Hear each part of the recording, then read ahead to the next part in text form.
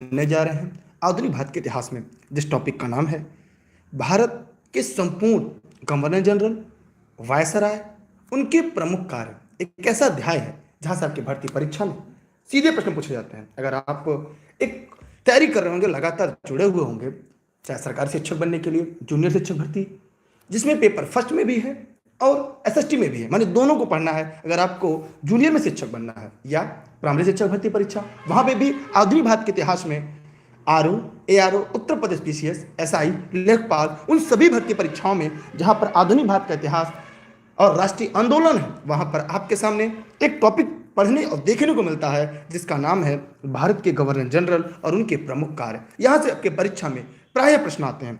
हम एक एक करके इनके बारे में पढ़ते चलेंगे। आप कॉपी कलम लेकर बैठिएगा। ये निःशुल्क क्लास आप सभी के देश हित में, राष्ट्र हित में है, क्योंकि अब की बार एक सीट हमार, क्योंकि रेस के घोड़े हमेशा रेस में अच्छे लगते हैं, खेत में नहीं। जैसे आप जुड़िएगा, कॉपी कलम लेकर बैठिएगा और सारे पॉइंट को एकदम नोट डाउन करते चलिएगा। क्यों? इसलिए क्योंकि इससे बाहर आपके परीक्षा में नहीं आएगा। अगर आप लगातार मेहनत से पढ़ रहे हैं, यकीन मानिए ये टॉपिक, ये सीरीज आपके लिए कितना ज़्यादा महत्वपूर्ण होने वाली है। चलिए आइए एक एक करके इनके बारे में अध्ययन अध्यापन करते हैं। सबसे पहले गवर्नर जनरल की बात कर लेते हैं। गवर्नर जनरल क्या है? गवर्नर जनरल, यहाँ पे मैं एक टॉपिक लिखूँ रहा हूँ, बाकी सबकी पीडीएफ भी आपको मिल जाएगी। क्लास खत्म होने के बाद मैं आपको बता दूंगा कि पीडीएफ कहाँ से मिलने वाली है।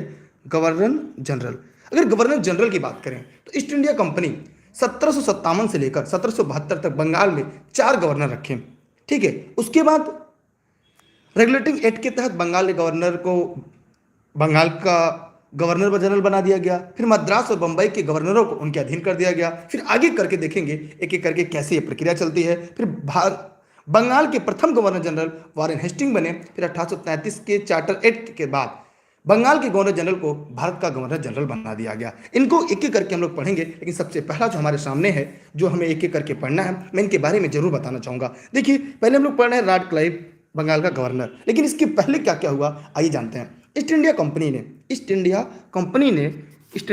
ने 1757 से लेकर 1772 तक 4 गवर्नर बनाए। कौन कौन? पहला लॉर्ड क्लाइव 1757 से 1760 तक, फिर बर्लास्ट 1767 से 69 तक, कार्टियर 69 से 72, वारेन हेस्टिंग 1772-74 नियुक्ति की गई। लेकिन 1773 के रेगुलेटिंग एक्ट के तहत बंगाल के गवर्नर जनरल को बंगाल का गवर्नर जनरल बना दिया गया। माने रेगुलेटिंग एक्ट के तहत बंगाल के गवर्नर को बंगाल का गवर्नर जनरल बना दिया गया। मद्रास और बंबई के गवर्नर उनके अधीन कर दिए गए और बंगाल के प्रथम गवर्नर जनरल वारेन हेस्टिंग इस प्रकार बनते हैं। 1833 तक चार्टर एक्ट के प्रावधान के तहत बंगाल के गवर्नर जनरल को भारत का गवर्नर जनरल बना दिया गया। अब हम चलते हैं कि एक एक टॉपिक को एक एक लोग को अध्ययन करते हुए आगे बढ़ेंगे।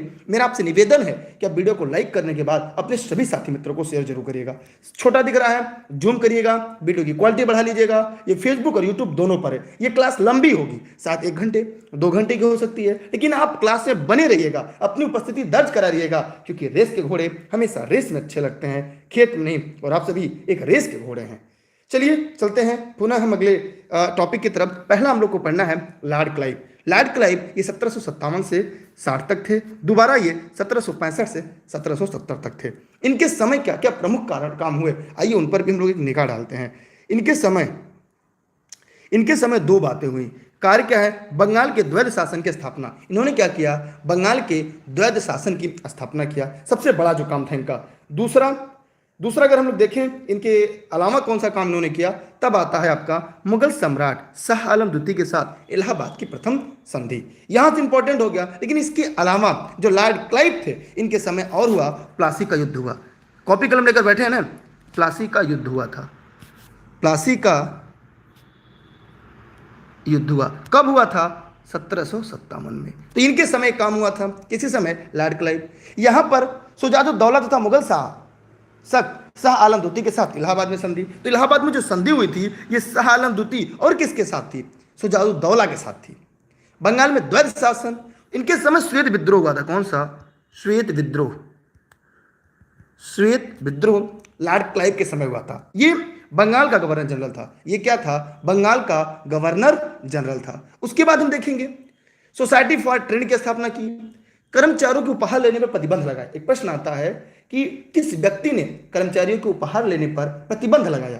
तो जरा कोई बता सकता है जितने लोग इस वीडियो को लाइव देख रहे हैं कमेंट के माध्यम से कि कौन ऐसा था? तो वह था लॉर्ड क्लाइव। जिसको वीडियो साफ नहीं दिख रहा है वो वीडियो की क्वालिटी बढ़ा ले, वीडियो पूरी तरह से आपको एचडी में दिखाई देगी। हम बढ़ते हैं अगले की तरफ। अगला जो आपके सामने है वो है कंपनी के अधीन गवर्नर जनरल। अब अगला है कंपनी के अधीन गवर्नर जनरल। इसके पहले हम लोगों ने कितने लोग को छोड़ा? लॉर्ड क्लाइव के बाद बरेलास्ट को पढ़ना था, उसके बाद हमें किससे पढ़ना था? कार्टियर को। लेकिन अब हम लोग जो पढ़ने जा रहे हैं वो कंपनी के अधीन गवर्नर जनरल, इसको हम कहते हैं वारेन हेस्टिंग। इसका नाम क्या है? Warren Hasting. वारेन हेस्टिंग के बारे में जानते रहिएगा। ये 1774 से लेकर 1785 इसके अलग अलग आंकड़े मिलते हैं। वारेन हेस्टिंग अगर देखा जाए उस तरह से तो ये 1772 वारेन हेस्टिंग जो है वो 1772 से 1785। ठीक है, इसके बारे में जानते हैं। जो वारेन हेस्टिंग था ये राजकीय कोषागार मुर्शिदाबाद से कोलकाता स्थापित किया। एक टॉपिक इसके लिए महत्वपूर्ण जो परीक्षा उपयोगी है। फिर 1774 में जो मोस्ट इंपॉर्टेंट है आप सभी के लिए, जी हाँ सभी के लिए, ठीक, मोस्ट इंपॉर्टेंट क्या है वो जरूरी है आपके लिए जानना कि 1774 में कोलकाता में उच्च न्यायालय की स्थापना की गई। एकदम इंपॉर्टेंट, ये परीक्षा में पूछा जाएगा। ठीक है, मैं थोड़ा जूम कर दूं। चलिए भैया, कुछ लोग साफ दिख रहा होगा भैया, आप लोग थोड़ा सा वीडियो क्वालिटी बढ़ाइए। फिर हमने ये देखा कि उच्च न्यायालय की स्थापना, प्रथम आंग्ल मराठा युद्ध 1775 से 82, द्वितीय आंग्ल मैसूर युद्ध 1780 से 84। दो महत्वपूर्ण हो गए। पहला, बंगाली ब्राह्मण नंद कुमार पर झूठे मुकदमे का आरोप लगाकर फांसी की सजा। बोर्ड ऑफ रेवेन्यू की स्थापना, most important, board of revenue की स्थापना किसने किया था? इन्होंने किया था। 1781 में कोलकाता में मदरसे की स्थापना। बनारस में संस्कृत विद्यालय की स्थापना जोनाथ ढक्कन ने की थी। ये इतना की पॉइंट ऐसे हैं जो आपके परीक्षा में पूछे जाते हैं, थोड़े परिवर्तन के साथ या हूबहू। तो यहां तक आप लोग उम्मीद करता हूं नोट डाउन कर लीजिएगा। इसके अलावा मैं कुछ बातें आपको बताता चल रहा हूं, वो आप उसे लिखते चलिएगा। ठीक है, आइए आप लोग यार इस वीडियो को शेयर कर दीजिए, पैसे नहीं कटेंगे, इससे बेहतर आपको नहीं मिलेगा। एक नज़र में संपूर्ण बंगाल के जौन देखिए, इसने न्यायिक सेवा का जनक कहते हैं। वारेन हेस्टिंग को क्या कहते हैं? न्यायिक सेवा का जनक माना जाता है। किसका? न्यायिक सेवा का इसे जनक माना जाता है। क्यों? क्योंकि 1772 में प्रत्येक जिले में एक फौजदारी, एक दीवानी न्यायालय का इसने स्थापना किया। 1773 में रेगुलेटिंग एक्ट आया। 1773 में क्या आता है? रेगुलेटिंग एक्ट आता है। क्या आता है? 1773 में रेगुलेटिंग एक्ट आता है। कलकत्ता में 74 में चलकर ये उच्चतम न्यायालय की स्थापना करता है। मुगल सम्राट को मिलने वाली पेंशन 26 लाख रुपए को ये बंद कर देता है। कौन? Warren Hasting. हेस्टिंग पर इंग्लैंड में आगे चलकर महाभियोग भी चला जाता है। ठीक है, रेवेन्यू की स्थापना करता है। 1774 में पिट्स इंडिया एक्ट के समय रोहिल्ला युद्ध होता है इसके शासनकाल में। तो यहां पर हम लोगों ने देखा कि 1772 में बंगाल में द्वैध शासन की समाप्ति करता है। 1772 में ये बंगाल में जो द्वैध शासन व्यवस्था है इसे समाप्त करने का भी काम करता है। 1772 में क्या करता है? द्वैध शासन जो व्यवस्था है इसे भी समाप्त करने का काम करता है। हम बढ़ते हैं अगले गवर्नर जनरल की तरफ। ठीक, चलिए आगे चलते हैं अगले गवर्नर जनरल के पास। ठीक, अगर आपको साफ नहीं दिखा तो वीडियो क्वालिटी बढ़ा लीजिएगा, थोड़ा साफ दिखना शुरू हो जाएगा। ठीक है, जूम कर देना, आप लोग स्क्रीनशॉट कर लीजिएगा। मैं जूम कर दिया, आप इसकी स्क्रीनशॉट जरूर कर लीजिएगा। चलिए बढ़ते हैं अगले प्रश्न की, अगले गवर्नर की तरफ। अगला है लॉर्ड कॉर्नवालिस। अगला क्या है? Lord Cornwallis. आइए लॉर्ड कॉर्नवालिस के बारे में जान लेते हैं थोड़ी बातें। जो लॉर्ड कॉर्नवालिस था, यहाँ पे ये 1786 से लेकर 1793 तक, तथा फिर आगे चलकर ये 1805 में। यहाँ पे दो चीज़ हम लोग को देखने को और पढ़ने को मिलेगा, जो एक एक करके क्रमवार हम लोग पढ़ेंगे और उसके बारे में हम लोग जानेंगे। अब यहाँ पर जाने से क्या क्या काम थे? काम तो बहुत है, यहाँ पे दो दिख रहा है। क्या क्या? 1793 में कॉर्नवालिस कोर्ट का निर्माण किया। 1793 ईस्वी में अस्थायी बंदोबस्त व्यवस्था की शुरुआत की। भारत में नागरिक सेवा का जनक, भारत में जो सिविल सेवा है इसका जनक अगर कोई देखा जाए तो कौन माना जाता है? लॉर्ड कॉर्नवालिस माना जाता है। कौन माना जाता है? लॉर्ड कॉर्नवालिस माना जाता है। एक बात। दूसरी बात जो आपके लिए है महत्वपूर्ण, जो परीक्षा उपयोगी है, यार वीडियो को शेयर कर दीजिए आप लोग, जो लोग लाइव देख रहे हैं। चलिए, अगर आप नहीं शेयर करेंगे तो हम भी आपको शॉर्टकट में ही पढ़ा के तब खत्म कर दें। ठीक है, जितनी विस्तृत व्याख्या की जा रही है आपके लिए।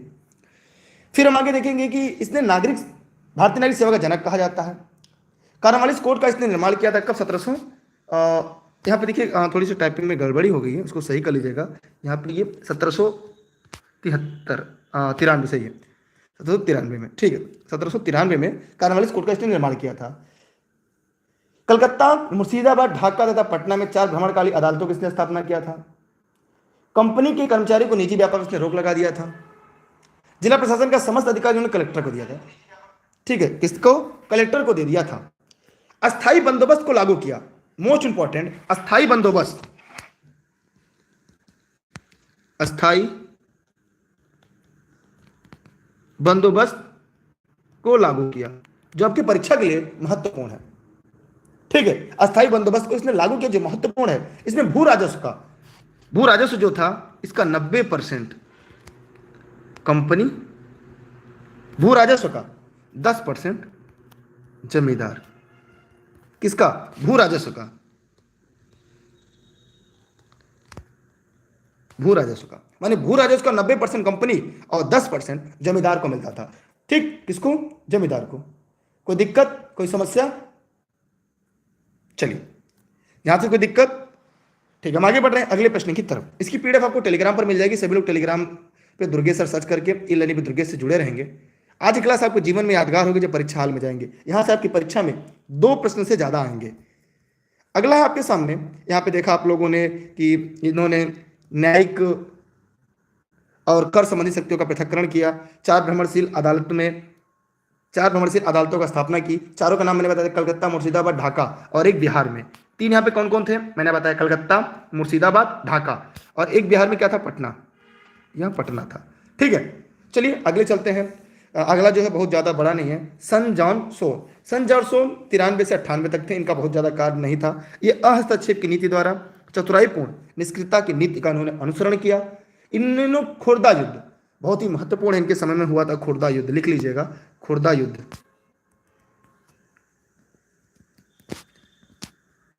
खुर्दा युद्ध कब हुआ था? 1795 में, निजाम तथा मराठों के बीच। किसके बीच? निजाम व मराठों के बीच एक युद्ध हुआ था। कहां पे? 1795 में। तो यह बात आप लोग को भली भांति पता होना चाहिए, यह बात आप लोग भली भांति जानते रहिए, ठीक। कोई दिक्कत, किसी कोई समस्या हो तो कमेंट के माध्यम से जरूर बताने का प्रयास करिएगा। बढ़ते हैं अगले की तरफ।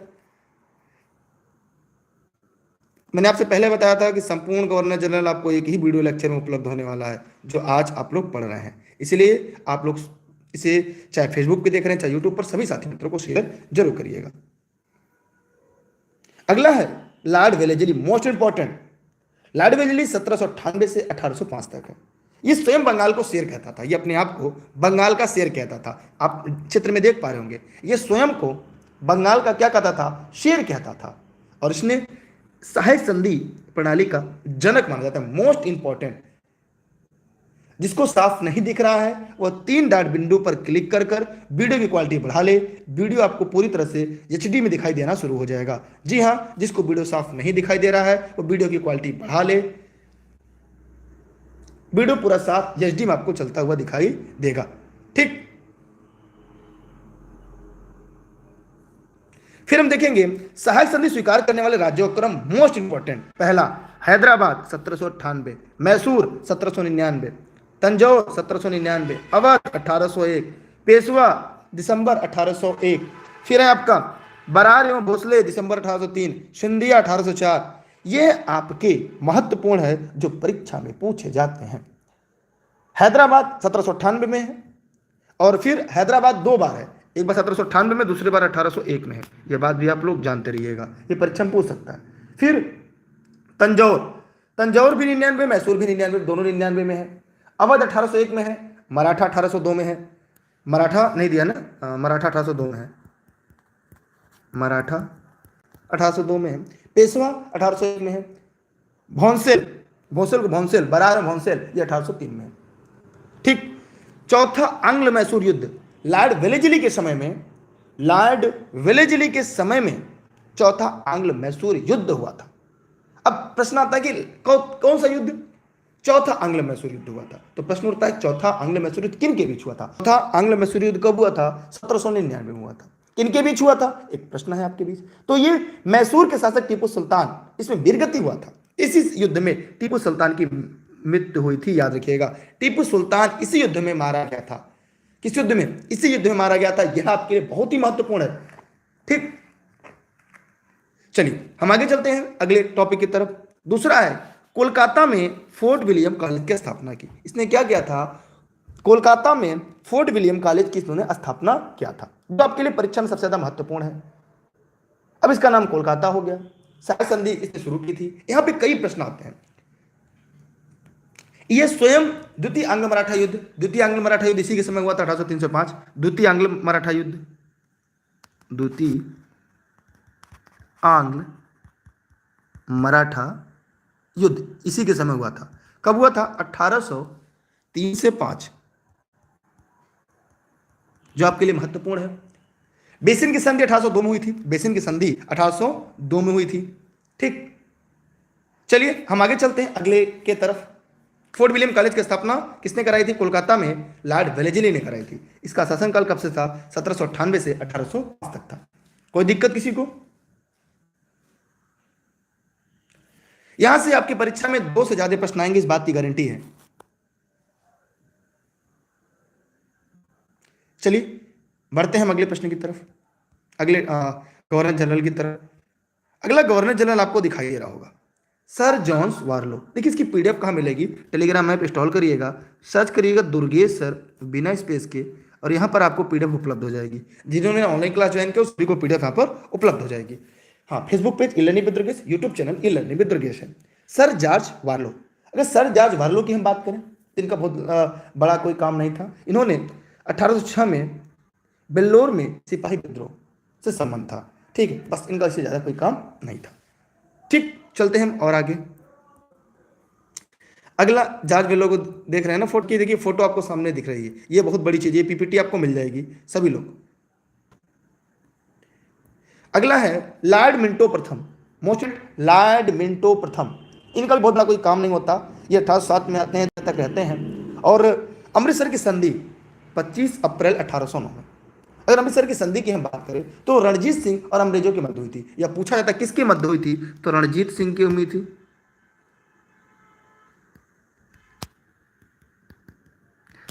और किसके बीच हुआ था, अंग्रेजों के मध्य, ठीक है। उनकी फोटो तो आप देख ही रहे हैं। 1813 में चार्टर एक्ट इन्होंने पारित किया। इसके काम थे पारसिया के शाह के साथ संधि, किसके, पारसिया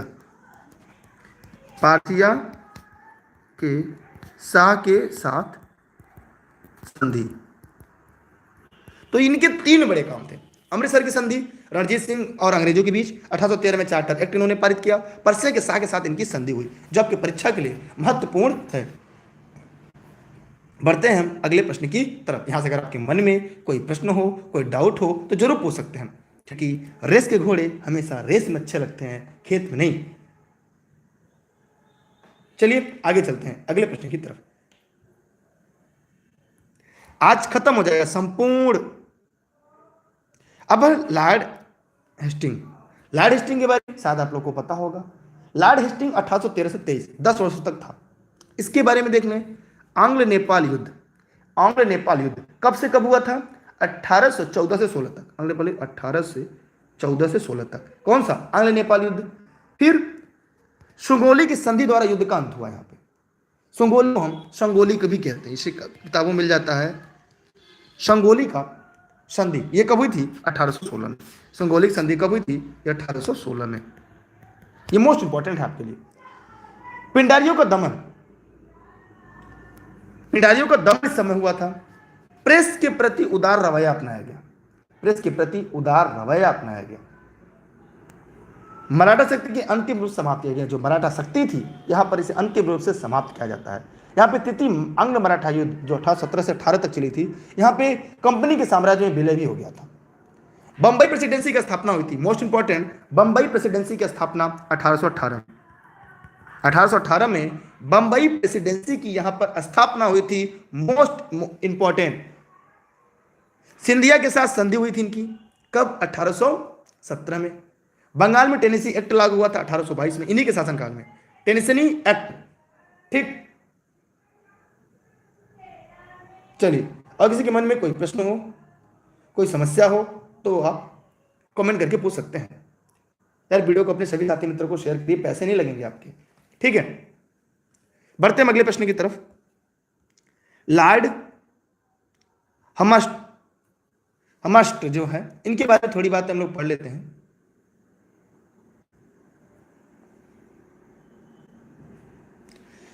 ये 1823 से 1828 लगभग 5 वर्षों तक थे। कितने वर्षों तक थे? 5 वर्षों तक थे। अब इनका कार्य क्या क्या था? बहुत बड़ा कार्य नहीं था। प्रथम आंग्ल वर्मा युद्ध 1824 से 26 ईस्वी तक का था। बैरकपुर का विद्रोह 1824 में महत्वपूर्ण था।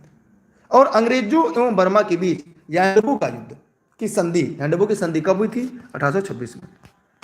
इनके 3 काम ऐसे थे जो आपके परीक्षा के लिए उपयोगी हैं। जी नहीं, किसी भी गवर्नर जनरल का कोई कार्यकाल निर्धारित यहां पर नहीं होता था, ठीक, ये उनके ऊपर रहता था, ठीक। चलिए आगे चलते हैं अगले प्रश्न की तरफ। अगला है आपके सामने, शायद आपको दिख रहा होगा, Lord William Bentinck. Most important, यहां से परीक्षा में आपके प्रश्न जरूर आते हैं। लॉर्ड विलियम बेटिंग क्या था? लॉर्ड विलियम बेटिंग ये 1828 से 1835 तक थे। 1828 से ये 35 तक थे। यह पहले व्यक्ति थे जो भारत के गवर्नर जनरल हुए। यह भारत का प्रथम गवर्नर जनरल। ये क्या है? भारत का प्रथम गवर्नर जनरल। यह भारत का प्रथम गवर्नर जनरल बना। मैंने ऊपर बताया था कैसे। अगर गवर्नर जनरल की बात करें, इसके पहले बंगाली गवर्नर होते थे। जो बंगाल गवर्नर होते थे कौन थे? Lord Clive, Holwell, Vansittart, Verelst, Cartier, Warren Hasting, ठीक। अब बंगाली गवर्नर जनरल होते हैं, ये बंगाली गवर्नर थे। फिर बंगाल गवर्नर जनरल तो वारेन हेस्टिंग होता है, सर जॉन मैफर्स होते हैं, lord Cornwallis, sir John Shore, lord Wellesley, George Barlow, lord Minto प्रथम, लॉर्ड हेस्टिंग, लॉर्ड हम्स्ट, ये क्या थे? ये सब आपके बंगाल के गवर्नर जनरल थे। लेकिन अब यहां से 1828 से भारत का गवर्नर जनरल बनाया जाता है, जिसमें लॉर्ड विलियम बेटी, Charles Metcalfe, lord Auckland, lord Ellenborough, lord Hardinge, lord Dalhousie, lord Canning, ये होते हैं भारत के गवर्नर जनरल। तो ये भारत का पहला गवर्नर जनरल था, ठीक। दूसरी बात, इनके कार्य क्या क्या हैं देख लेते हैं। इसे भारत का प्रथम गवर्नर जनरल कहा जाता है। शिक्षा के संबंध में आंग्ल प्राच्य विवाद बहुत ही ज्यादा प्रसिद्ध रहा। इसके लिए शिशु बालिका की हत्या पर प्रतिबंध, मोस्ट इंपॉर्टेंट।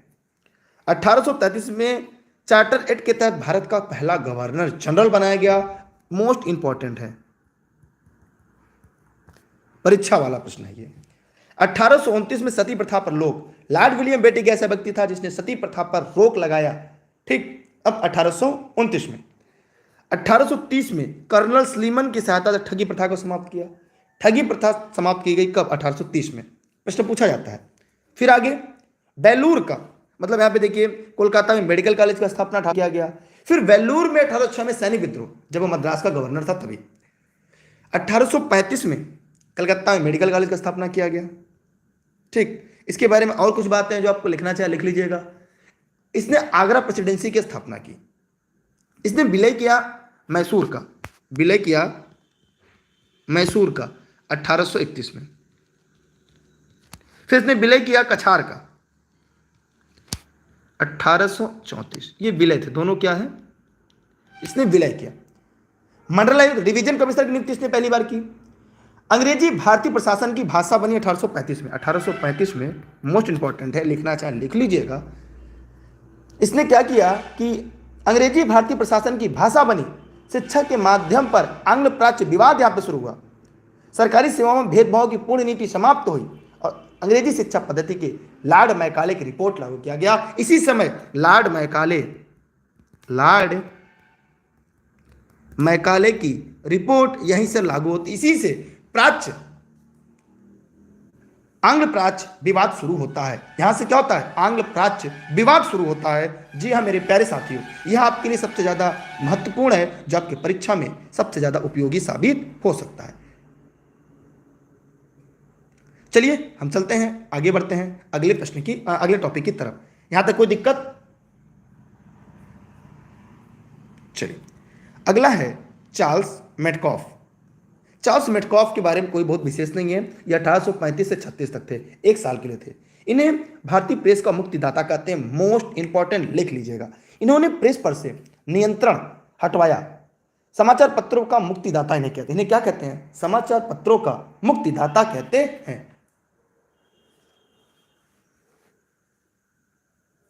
चलिए आगे चलते हैं अगले प्रश्न की तरफ। हाँ, इंग्लिश एजुकेशन का जनक माना जाता है, सही कहा आपने। इसके पहले जो थे जी, लॉर्ड विलियम वेटिंग। हाँ बताए, गवर्नर जनरल कार्यकाल निर्धारित नहीं होता, लेकिन वो किसके प्रसाद प्रेम, जैसे आज भी है, अगर कहा जाए राज्यपाल का जो पद होता है वो प्रसाद प्रेम किसके होता है? राष्ट्रपति के। तो ये भी क्या था, मैंने ऊपर बताया था आप लोगों को, ध्यान शायद आपने नहीं दिया। एक प्रश्न आया था कि क्या गवर्नर जनरल कार्यकाल निर्धारित? जी नहीं, वो क्या होता था, जो ब्रिटिश संसद होती थी ये उसके अधीन काम करते थे। अगर उनको लगता है कि उनको जो ज्यादा पैसा दे रहा है, जो उनको ज्यादा लाभ पहुंचा रहा है, उन्हीं को रखते थे। अगर जिनसे लाभ ज्यादा होता है, जिनसे कम होता है, उन्हें बदल देते थे। अभी आपने देखा कि वॉरेन हेस्टिंग जो बंगाल का गवर्नर बना, वो 1772 से 1785 में उससे क्या किया गया, महाभियोग चलाया गया उस पर। बाद में बरी भी होता है, लेकिन काफी दिनों तक उसे, ध्यान दीजिएगा, हम आगे पढ़ते हैं। क्लास में बात मत करिए, आराम से पढ़िए, वरना आप लोग यहां से रिमूव कर दिया जाएगा। अब आता है लॉर्ड ऑकलैंड। ऑकलैंड के बारे में बहुत विशेष कुछ नहीं था, ये 36 से 42 तक था। इसके कार्य क्या क्या थे? इसे कंपनी के रणजीत सिंह तथा शाहशुजा के मध्य त्रिदलीय संधि कराया। ठीक है, प्रथम आंग्ल अफगान युद्ध 1839 से 42 तक हुआ। इसके समय में 1838 ही, कुछ किताब में आपको मिल जाएगा 1838 से 42। फिर 1839 कोलकाता के ग्रैंड ट्रक रोड की मरम्मत करें, मोस्ट इंपॉर्टेंट। ठीक, दूसरी बात यहां पर, गवर्नर जनरल के अलावा अगर किसी टॉपिक प्रश्न पूछना है तो भैया क्लास खत्म हो जाएगी, अंत में पूछिएगा, उसके लिए आपके लिए अलग क्लास चलती है। यहां पर केवल फोकस आपके सिलेक्शन पर है। यहां पर एक बात और जानते रहिएगा कि ग्रैंड ट्रक रोड किसने बनवाई थी, इसका जवाब कमेंट बॉक्स में दीजिएगा। सभी लोग जो भी वीडियो को लाइव देख रहे हैं, ग्रैंड ट्रक रोड किसने बनाया था? राहुल जी बहुत बहुत धन्यवाद आपका। आप लोग वीडियो को अपने साथी मित्रों तक जरूर पहुंचा दीजिएगा। अगला, लॉर्ड एलन बरो। लॉर्ड एलन बरो जो है, या एलन बरो है, ये 1842 से 44, 2 साल तक थे। इन्होंने क्या किया, सिंध का विलय, सिंध का ब्रिटिश साम्राज्य में विलय चार्ल्स नेपियर द्वारा, किसके द्वारा हुआ था? 1843 में हुआ था, 1843 में। किसके द्वारा?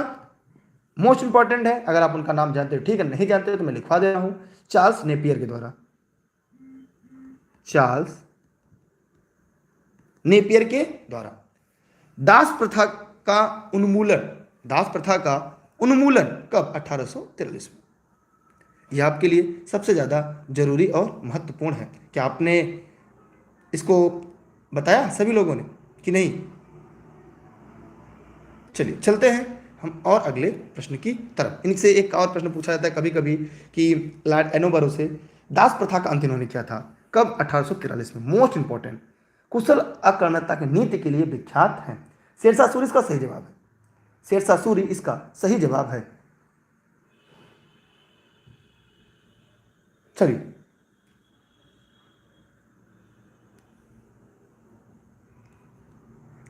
अगला है आपके सामने लॉर्ड हार्डिंग। ये 1844 से 1848 तक है। लॉर्ड हार्डिंग क्या थे? ये प्रथम आंग्ल सिख युद्ध इनके समय हुआ था। ये लाहौर की संधि 1846 में। सामाजिक सुधार जैसे बालक बालिका हत्या, नरबलि प्रलोप, मोस्ट इंपॉर्टेंट, नरबलि का अंत इन्होंने किया था, मोस्ट इंपॉर्टेंट। और बालिका हत्या, बालिका हत्या पर रोक, इनके बहुत ही प्रमुख कार्य हैं। लॉर्ड हार्डिंग के समय बालिका हत्या पर रोक, नरबलि का अंत किया गया था, जो आपके परीक्षा में सबसे ज्यादा पूछा जाता है। प्रथम आंग्ल सिख युद्ध 1845 और 46 में। लाहौर की संधि, लाहौर की संधि कब हुई थी? 1843 में। कब हुई थी? 1843 में, जो आपकी परीक्षा के लिए था, मैंने आपको बता दिया। फिर भी अगर आपके मन में कोई प्रश्न हो, कोई डाउट हो, तो जरूर पूछ सकते हैं, क्योंकि अभी की बार एक सीट हमारा जिसको साफ नहीं दिख रहा है वह यहाँ पे 3 डॉट विंडो पर क्लिक कर कर वीडियो की क्वालिटी बढ़ा ले। वीडियो पूर्ण रूपेण आपको HD में मिलना शुरू हो जाएगा। ठीक है, पूरी तरह से HD में।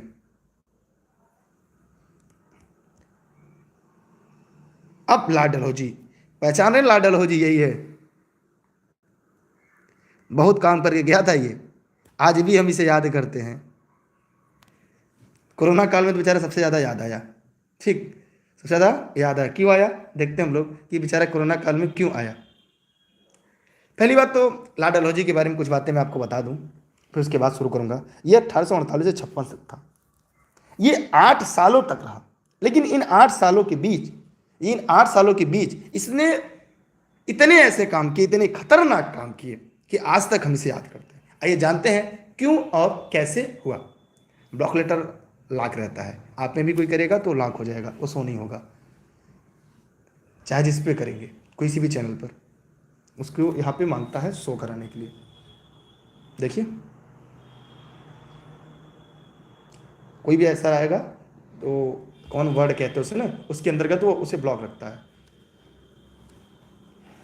आया ना, तो चाहे जिसकी भी, जैसे आप कोई लाइव क्लास चलेगा कोई डालेगा तो यही कंडीशन आएगा वहां पे भी।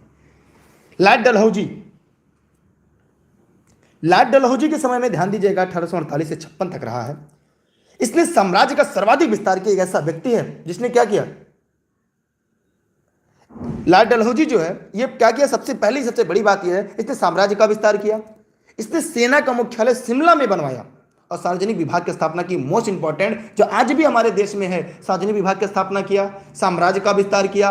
भारतीय नागरिक हेतु पहली बार प्रतियोगी परीक्षा का आयोजन कराया। मोस्ट इंपॉर्टेंट, पहली बार इसने प्रतियोगी परीक्षा का आयोजन कराया, जो आप सभी के लिए सबसे ज्यादा महत्वपूर्ण है। जी हां, पेंगू लोअर वर्मा का भारत में इसने विलय किया।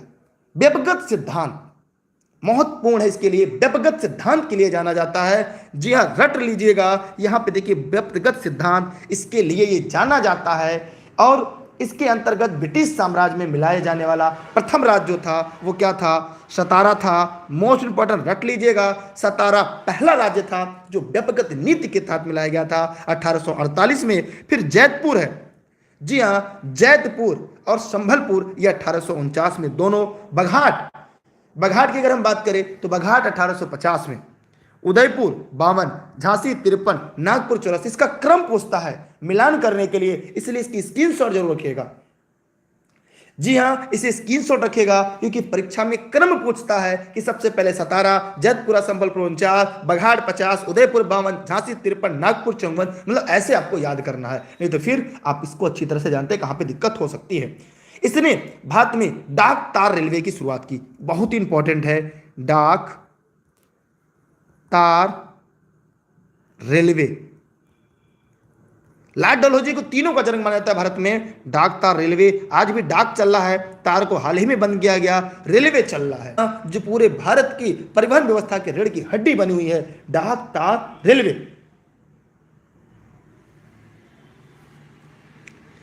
ठीक है, दूसरी बात यहां पर ध्यान देने योग्य बातें हैं जो आप लोग जानते हैं। इसने डाक तार रेलवे की शुरुआत की। अगर हम देखें कब शुरू की, तो जी हां, पहली रेल इसने चलवाई थी। तो पहली रेल कब, किस समय, कहां से कहां चली थी, उसका इंजन का नाम क्या था, कमेंट करके जरूर बताइएगा। आगे चलते हैं।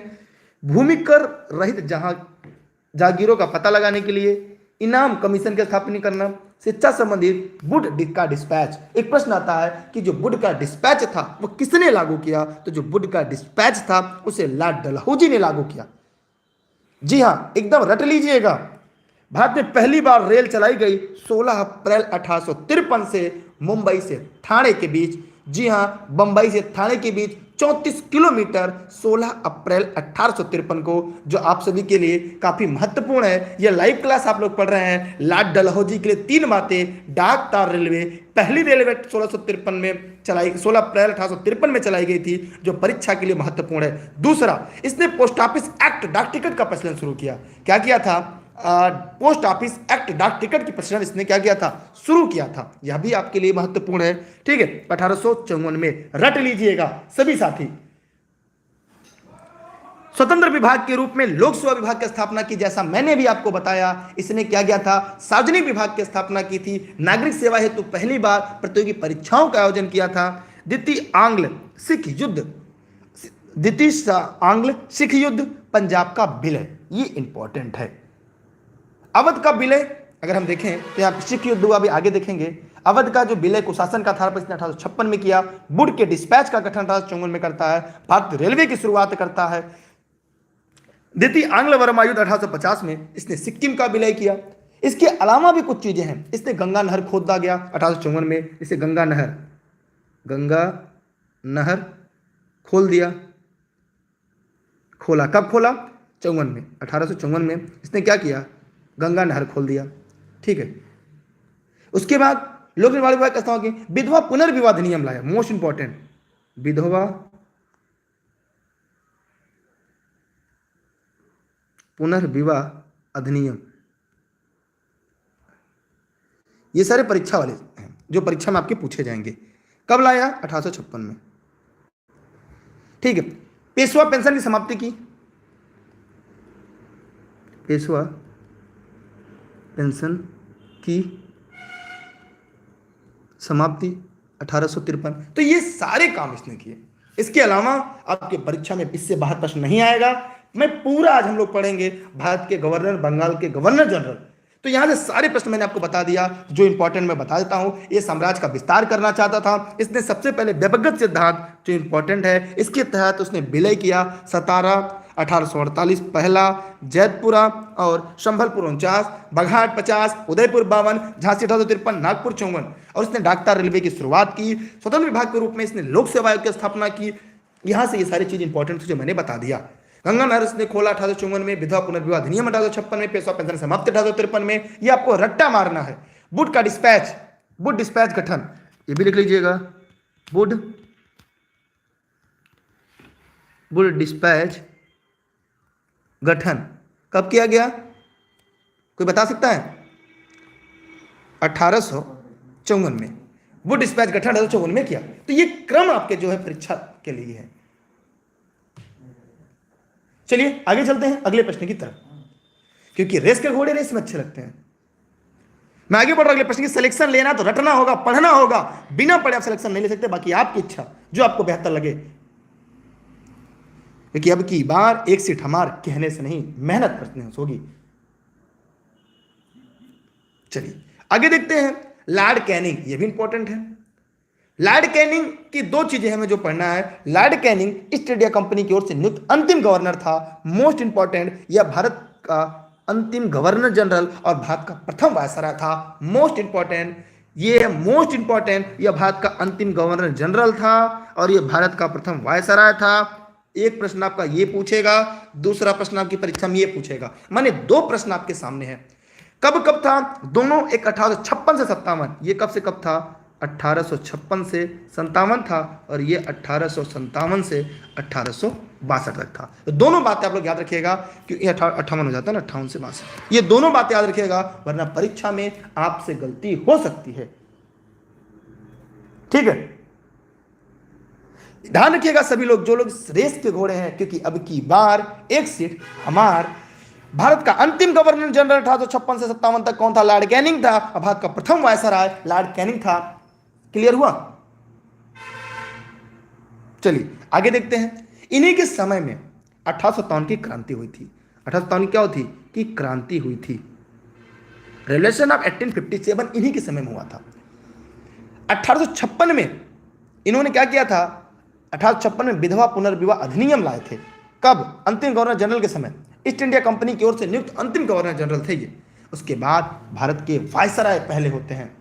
ठीक है, क्या होते हैं? भारत के पहले वायसराय भी बनाए जाते हैं। आगे देखते हैं इनके वायसराय के बारे में क्या क्या चीजें होती हैं। इन्होंने क्या किया कि जब 1858 में, जब ये 1858 में भारत के पहले वायसराय बनाकर भेजे गए, तो क्योंकि उस समय थे ही, बस इन्हें पद बदल दिया गया, इन्हें पद दिया गया वायसराय का। पहले क्या थे? ये अंतिम गवर्नर जनरल थे। गवर्नर जनरल थे, इसको यहाँ पे पद बदल दिया जाता है। फिर इसके बाद ये भारत के प्रथम वायसराय होते हैं। ये व्यक्तिगत सिद्धांत को समाप्त कर दिया। मोस्ट इंपॉर्टेंट, हमने अभी तक पढ़ा था कि व्यक्तिगत सिद्धांत को लॉर्ड डलहौजी लागू करता है, लेकिन समाप्त करने का काम लॉर्ड कैनिंग करते हैं 1857 की क्रांति के तुरंत बाद। और इसके बाद 1858 के भारत सरकार अधिनियम द्वारा कंपनी के शासन समाप्त कर दिया जाता है। कंपनी का शासन समाप्त करके शासन का प्रत्यक्ष नियंत्रण ब्रिटिश ताज के हाथ में चला जाता है और वहीं से लॉर्ड कैनिंग को भारत का वायसराय घोषित किया जाता है। इसने व्यक्तिगत सिद्धांत को समाप्त किया। 1861 में मोस्ट इंपॉर्टेंट, 1861 में इसने पोर्ट पोलियो प्रणाली लागू की। 1861 में पोर्ट पोलियो प्रणाली इसने क्या किया, लागू किया। भारतीय दंड संहिता, जी हां, जो आज भी हमारे कानून की रीढ़ की हड्डी है। जैसे आप जानते होंगे, कुछ लोग को पता होगा, धारा और अनुच्छेद में अंतर पता है? धारा और अनुच्छेद में, धारा और अनुच्छेद में अंतर आपको पता है? जी हां, भारतीय दंड संहिता मोस्ट इंपॉर्टेंट, जिसे आईपीसी कहते हैं, इंडियन पैनल कोड 1858 तथा सिविल दंड प्रक्रिया संहिता 1859, इसने ही शुरुआत की थी। 1853 के बाद, क्रांति के बाद कलकत्ता, मुंबई, मद्रास में इसने नए विश्वविद्यालय खोले। यूरोपीय सेना द्वारा श्वेत विद्रोह 1859 में होता है। नागरिक विधि संहिता 1861 में लाता है, जो आज भी मान्य है। भारतीय शासन अधिनियम 1861 लाता है, जो आज भी रीढ़ की हड्डी है। मतलब इसके कार्य आज भी हमारे देश में लागू हैं। Lord Canning Indian high court act के तहत मुंबई, कोलकाता, मद्रास में उच्च न्यायालयों की स्थापना की गई। जी हां, कब? 1857, क्रांति के बाद। हम आगे चलें अगले प्रश्न की तरफ। ऑनलाइन क्लास या नोट संबंधी अगर कोई जानकारी चाहिए तो इस नंबर पर व्हाट्सएप करके ले सकते हैं। ये जौनपुर जनपद के सिराजे से मेरे द्वारा निःशुल्क क्लास आपके लिए चल रहा है, देश हित में, राष्ट्र हित में। क्योंकि अब की बार एक सीट हमारा, इसने क्या किया, 1861 में इंडियन काउंसिल एक्ट पारित करके पोर्ट पोलियो प्रणाली लागू की। 56 में विधवा विवाह अधिनियम लाया। तो मैंने आपको पूरा बताया, क्या क्या बताया मैंने। नागरिक विधि संहिता लाता है। देखिए, भारतीय दंड संहिता, इसके समय क्या क्या आया था? भारतीय दंड संहिता, भारतीय दंड संहिता, ये 1858 में आया था। सिविल दंड प्रक्रिया संहिता, लिखना लीजिएगा, सिविल दंड प्रक्रिया संहिता 59 में आया था। भारतीय शासन अधिनियम 61 में आया था। नागरिक विधि संहिता 1861 में आया था। ये लिखना चाहे तो लिख लीजिएगा, आपके ऊपर है, ठीक है। ये चाहे तो इसकी स्क्रीनशॉट कर लीजिएगा यहां पर, लॉर्ड कैनिंग को, ठीक। चलते हैं अगला, लॉर्ड एलिंगन। लॉर्ड एलिगन जो था, इसके बारे में थोड़ी बातें हम लोग और आप लोग जान लेते हैं। लॉर्ड एलिगन, अच्छा एक बात ध्यान दीजिएगा, इन्होंने पुलिस विभाग का गठन किया था, आज भी लागू है। पुलिस विभाग, पुलिस विभाग मोस्ट इंपॉर्टेंट 1861। पुलिस विभाग की स्थापना कब की थी? 1861 में। ये इंपॉर्टेंट है, याद रखिएगा, पुलिस का विभाग 1861 में। आज भी लॉर्ड कैनिंग की प्रक्रिया पुलिस में, चाहे ट्रेनिंग हो, चाहे जो, आज भी वो लागू है, ठीक। ये इंपॉर्टेंट परीक्षा वाले प्रश्न है। लॉर्ड एलिगन के बारे में बात कर लेते हैं हम लोग। लॉर्ड एलिगन जो था, ये 1862, लॉर्ड एलिगन प्रथम, याद रखिएगा क्योंकि द्वितीय भी मिलेगा ना। लॉर्ड एलिगन प्रथम 1862 से 63 तक था। इसने बहावी आंदोलन का दमन किया, बहावी आंदोलन का दमन किया। इसकी मृत्यु भारत में होती है, इसकी मृत्यु जो होती है भारत में होती है। कब होती है? 1863 में, 1863 में इसकी मृत्यु होती है। किसकी? लॉर्ड एलिगन फर्स्ट की, ठीक है। अब हम पढ़ते हैं लॉर्ड ऑरेंज। लॉर्ड ऑरेंज से भी परीक्षा में आपके प्रश्न आते हैं। देखिए, लॉर्ड ऑरेंज के बारे में अगर हम बात करें, ये 1864 से 69 तक था, ये लगभग 5 साल तक था। इसके प्रमुख कार्य क्या क्या हैं, आइए हम लोग देख लेते हैं। अगर लॉर्ड ऑरेंज की बात करें, इसके प्रमुख कार्य मैं लिखवा दे रहा हूं। इसका पहला क्या था? भारत और यूरोप के बीच समुद्री टेलीग्राफ सेवा की शुरुआत करना। इसके लिए बहुत ही महत्वपूर्ण था। इसे घेरे की नीति, the policy of ring face का प्रतिपादक कहा जाता है। जी हां, the policy of ring face, घेरे की नीति, घेरे की नीति, मतलब the policy of ring face का प्रतिपादक माना जाता है। और यह 1865 में भारत और यूरोप के बीच समुद्री टेलीग्राफ सेवा की शुरुआत करता है। और हैरी कैम्बेल के नेतृत्व में अकाल आयोग का ये गठन करता है, ठीक। उड़ीसा 1866, राजपुताना तथा बुंदेलखंड में यह अकाल पड़ता है। भूटान के युद्ध में पराजित होता है। इसने भूटान को पराजित करता है, ठीक है। भूटान को युद्ध में पराजित करता है। व्यापक पैमाने पर रेलवे तथा नहरों का निर्माण कराता है, ठीक है। यहां पर क्या होगा? व्यापक पैमाने पर यह नहर का निर्माण कराता है, व्यापक पैमाने पर रेलवे का निर्माण कराता है। कौन? लॉर्ड लॉरेंस, ठीक है। अब हम चलते हैं Lord Mayo, most important. Lord Mayo most important है आपकी परीक्षा के लिए, रट लीजिए, क्योंकि अब की बार एक सेट हमारे कहने से नहीं, मेहनत करने से होगी। लॉर्ड मेयो के शासनकाल में सबसे पहली बात जो आपको पता होगा कि पहली बार जनगणना हुई थी। जी हां, लॉर्ड मेयो के शासनकाल में पहली बार जनगणना हुई थी। ये 1869 से 72 तक था। ये सबसे बड़ी बात है। 1872 में पहली बार जनगणना हुई थी, जबकि 10 की जनगणना हम आगे रिपन के समय हुई थी। 1872 में अजमेर में मेयो कॉलेज और कृषि विभाग किसने स्थापना किया? भारत में सांख्यिकी सर्वेक्षण की स्थापना किया। मोस्ट इंपॉर्टेंट लिख लीजिएगा कि लॉर्ड मेयो ने भारत में, जी हां, लॉर्ड मेयो ने भारत में सबसे पहला सांख्यिकी सर्वेक्षण की स्थापना की, कृषि एवं वाणिज्य विभाग की स्थापना की, केंद्र तथा प्रांतों के बीच राजस्व के बंटवारों की नई प्रणाली की शुभारंभ 1871 में करता है, राज्यों में रेलवे की शुभारंभ करता है, भारत में वित्त का विकेंद्रीकरण करता है, और एक अफगान ने पोर्ट ब्लेयर में हत्या की थी। 1872 में इनकी हत्या भी होती है। अफगान ने पोर्ट ब्लेयर में इनकी हत्या करता है 1872 में। ठीक है, चाहे तो आप इसके कार्य को लिख सकते हैं, चाहे तो स्क्रीनशॉट रख सकते हैं, आपके ऊपर है। चाहे तो बाद में इस वीडियो को दोबारा देखिएगा, एक एक करके लिख लीजिएगा। ये सभी के लिए महत्वपूर्ण है। अगर आपको सरकारी नौकरी करनी है तो यह वीडियो आपके लिए बहुत ही महत्वपूर्ण है। यहां से परीक्षा में 2 प्रश्न आपके जरूर आते हैं।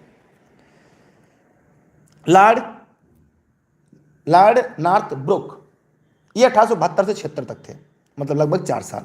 इनके कई कार्य हैं। पंजाब में कूका आंदोलन, प्रश्न आता है कूका आंदोलन कब हुआ था? तो ये हुआ था 1872 में। ठीक, इनके आते ही कूका होता है। बिहार में अकाल इनके समय पड़ा 73 में, बिहार में काल 73 में। सैयद अहमद खां द्वारा मोहम्मद एंग्लो ओरिएंटल कॉलेज की स्थापना 1875 में।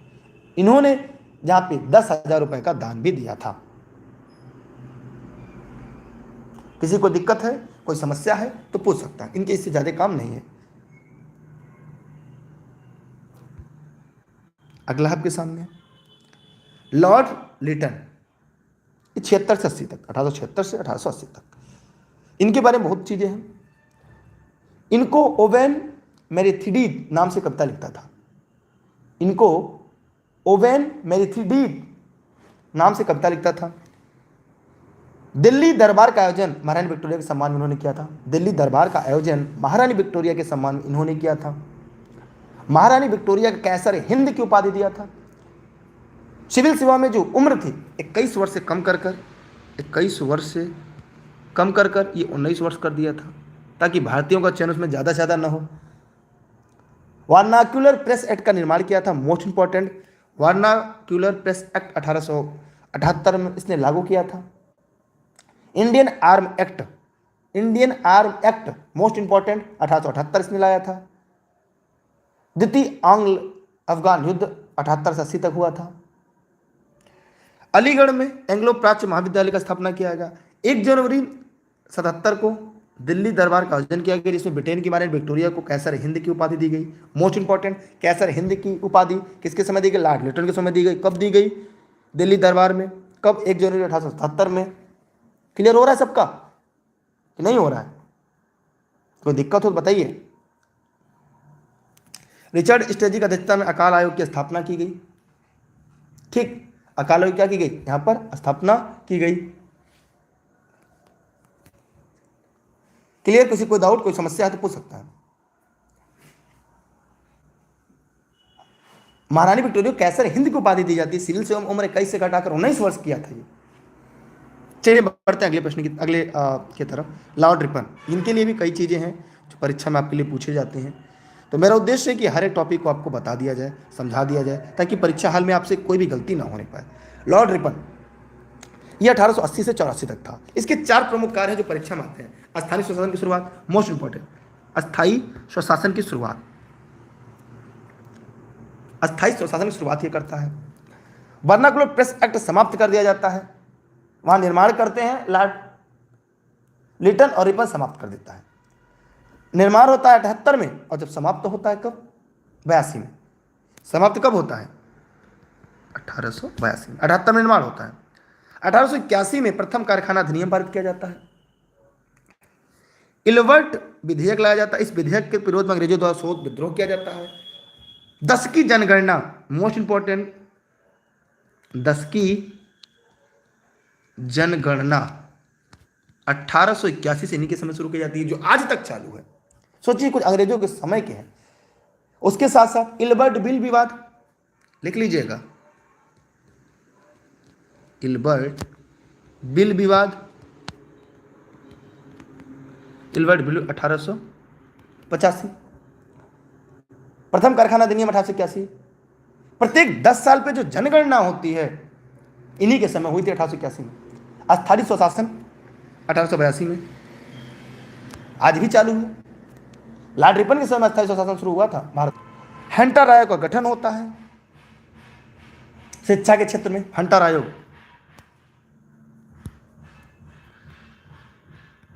हंटर आयोग कब गठित होता? 1800, किसके क्षेत्र में? शिक्षा के क्षेत्र में है। हंटर आयोग संबंध किससे? शिक्षा के क्षेत्र से।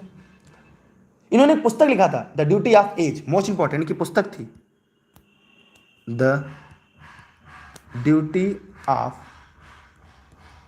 एज, इस युग का कर्तव्य, इन्होंने पुस्तक लिखा था।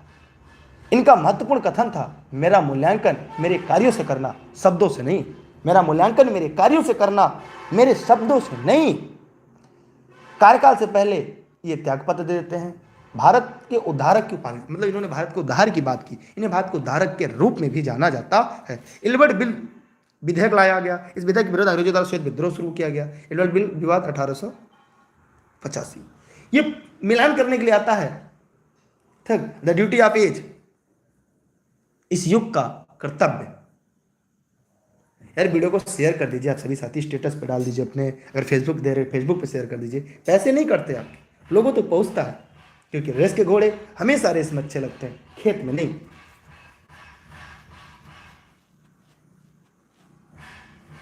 चलिए आगे चलते हैं।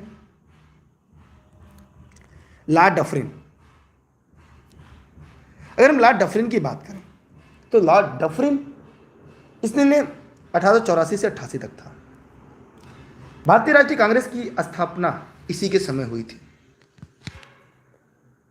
मोस्ट इंपॉर्टेंट, वर्मा का अंतिम रूप से भारत में विलय कर दिया गया।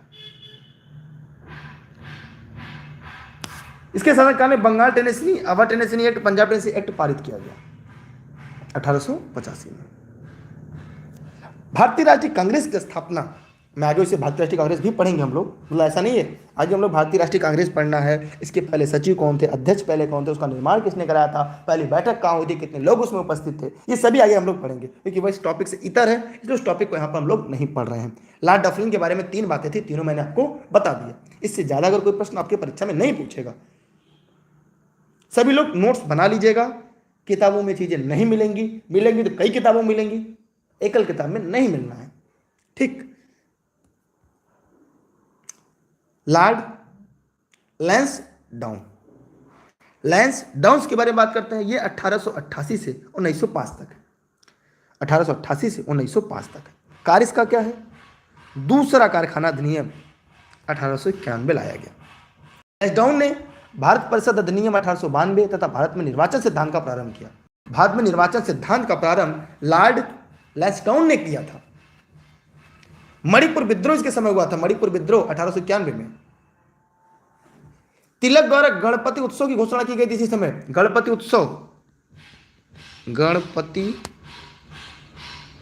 उत्सव 1893 किसके द्वारा? तिलक जी के द्वारा। Muslim Anglo Oriental defence association of upper India का स्थापना 1893 में इसने किया। तो इसके ऐसे कार्य थे जो मैंने आपको बता दिया, जो कॉपी में हम नोट डाउन कर सकते हैं। समझ में आया आप लोग को? मैं बढ़ता हूं अगले की तरफ, यहां से ये लिख लीजिएगा। भारत परिषद अधिनियम, भारत परिषद अधिनियम 1892। भारत में निर्वाचन सिद्धांत का प्रारंभ इन्होंने किया। भारत में निर्वाचन सिद्धांत का प्रारंभ इन्होंने किया। दूसरा फैक्ट्री अधिनियम यही लाते हैं 1891 में। तिलक द्वारा गणपति उत्सव यहीं पे शुरू की जाती है। शिवाजी उत्सव कब हुआ था कमेंट करके बताइएगा। इसके बाद लॉर्ड कर्जन आते हैं। लॉर्ड कर्जन के पहले एक व्यक्ति और आता है जिसका मैं यहाँ पे जिक्र कर देता हूँ। देखिए, लॉर्ड कर्जन के बाद अगर हम यहाँ पे देख लें अगला, जैसे 24 है, हम मान लेते हैं 24A, 24 का इसका नाम है लॉर्ड एलिगन द्वितीय। लॉर्ड, लिख लीजिएगा आप सभी लोग, एलिगन द्वितीय। 94 से 99 तक था। 1894 से 1899 तक था। इसमें क्या किया इसने? सीमांत प्रदेश में विद्रोह, इंडियन एजुकेशन सोसाइटी का गठन, अकाल राहत संबंधी लायल आयोग का गठन, और मध्य प्रदेश, बिहार, उत्तर प्रदेश, पंजाब में अकाल, बंबई में प्लेग, इसी के समय बंबई में प्लेग फैला था। प्लेग मोस्ट इंपॉर्टेंट, इसी के समय फैला हुआ था। महाराष्ट्र में क्रांतिकारी आंदोलन की शुरुआत हुई थी चापेकर बंधु द्वारा। पूना में 2 अंग्रेजी अधिकारियों को रैन और आर्यस्ट की हत्या 1857 इसी के समय हुई थी। और यहां पर तिलक जी द्वारा शिवाजी उत्सव शुरू किया गया। कौन सा उत्सव? शिवाजी उत्सव, 1895। किसके द्वारा? तिलक जी के द्वारा। ये इंपॉर्टेंट था, मैंने आपको इसलिए बता दिया।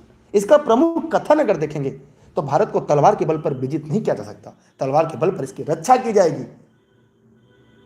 ठीक है, कोई दिक्कत यहां से? चलिए आगे चलते हैं। लॉर्ड कर्जन, अब यहां पे हम लोग को पढ़ना है लॉर्ड कर्जन। तो लॉर्ड कर्जन के बारे में, ये 1899 से 1905 तक था। इसने बहुत सारे काम भारत में किए। आप कॉपी कलम लेकर बैठे हो तो मैं एक एक क्रम से बोलता चलूंगा, वो लिखते चलिएगा, क्योंकि यहां से महत्वपूर्ण आपके लिए शुरू होगा। लॉर्ड कर्जन, ये फोटो तो दिख ही रही सबकी, एक करके देख रहे हैं। यहां पर ध्यान दीजिएगा, ये 1899 से 1905 तक था। 1904 में भारतीय पुरातत्व विभाग की स्थापना की। मोस्ट बंगाल विभाजन, स्वदेशी आंदोलन 1905 में, 2 कौन से समय होता है? बंगाल विभाजन 1905 में, स्वदेशी आंदोलन इसी समय होता है। 1904 में भारतीय विश्वविद्यालय अधिनियम लाता है। इसी समय भारतीय पुरातत्व विभाग की स्थापना होती है। कोलकाता में विक्टोरिया मेमोरियल हॉल का निर्माण कराया जाता है। इसके अलावा 1901 में सिंचाई आयोग स्थापित करता है। भारतीय रेलवे लाइन का निर्माण कराता है। कागज के नोट शुरू करता है। कर्जन कीचनर विवाद शुरू होता है। 1905 में बंगाल विभाजन आता है। फ्रेजर की अध्यक्षता में पुलिस आयोग का गठन 1902 में होता है। मैकडॉनल्ड की अध्यक्षता में अकाल आयोग गठन किया जाता है 1900 में सन।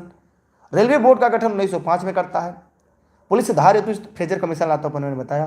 कृषि इंस्पेक्टर जनरल की नियुक्ति करता है। 1905 में पूसा कृषि अनुसंधान की स्थापना करता है।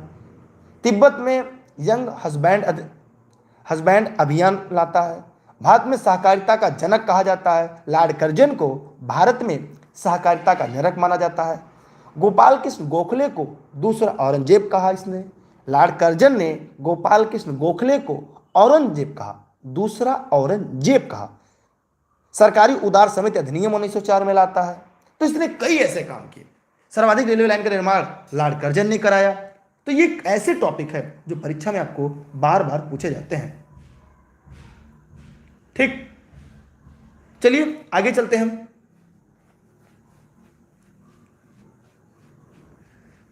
ठीक है, कोई दिक्कत किसी को, कोई समस्या?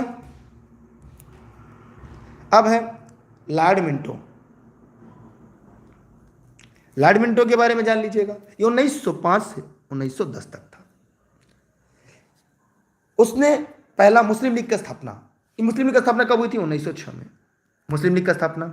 1907 में कांग्रेस का सूरत विभाजन हुआ। कांग्रेस का विभाजन होता है। मार्ले मिंटो सुधार अधिनियम, मार्ले मिंटो सुधार अधिनियम 1909, इसे भारतीय परिषद अधिनियम भी कहते हैं। इसे भारतीय परिषद अधिनियम के नाम से भी जानते हैं। माने मार्ले मिंटो सुधार को हम भारतीय परिषद अधिनियम के नाम से भी जानते हैं। ठीक है, सभी लोग ये बात जानते रहिएगा, क्योंकि परीक्षा वाली प्रश्न है ये। इसे भारतीय परिषद अधिनियम के नाम से जानते हैं मार्ले मिंटो को। इसके द्वारा मुस्लिमों को पृथक निर्वाचन मिला। इसके द्वारा क्या होता है? मुस्लिमों को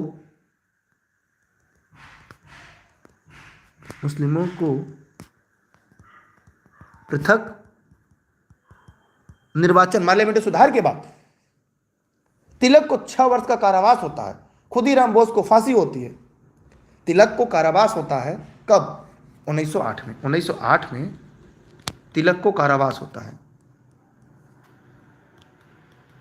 तिलक को कारावास कितने समय के लिए? 6 वर्ष के लिए। 6 वर्ष के लिए कारावास होता है। खुदीराम बोस को फांसी होती है इसी समय। खुदीराम राम बोस को फांसी होती है। आंग्ल रूसी मित्रता संधि होती है 1907 में। तो यहां से आपके प्रश्न इससे ज्यादा बाहर नहीं आएंगे। ये प्रश्न पूछा जाता है कि मुस्लिम को पृथक निर्वाचन का शुरुआत कब की गई थी? पार्लियामेंट्री सुधार 1909, इसे भारतीय परिषद अधिनियम के नाम से भी जानते हैं। जब तक खत्म नहीं होगा तब तक आपकी क्लास होगी।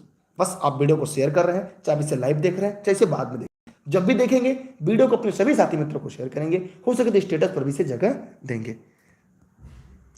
अगला आपके सामने है लॉर्ड हार्डिंग। लॉर्ड हार्डिंग द्वितीय, जी हां, लॉर्ड हार्डिंग द्वितीय। ठीक, तो लॉर्ड हार्डिंग जो द्वितीय हैं, इनके बारे में 1910 से 16 तक थे। ये 12 दिसंबर 1911 को दिल्ली दरबार का आयोजन किया गया। ठीक है, जॉर्ज पंचम भारत में आगमन हुआ। किसका? जॉर्ज पंचम का आगमन।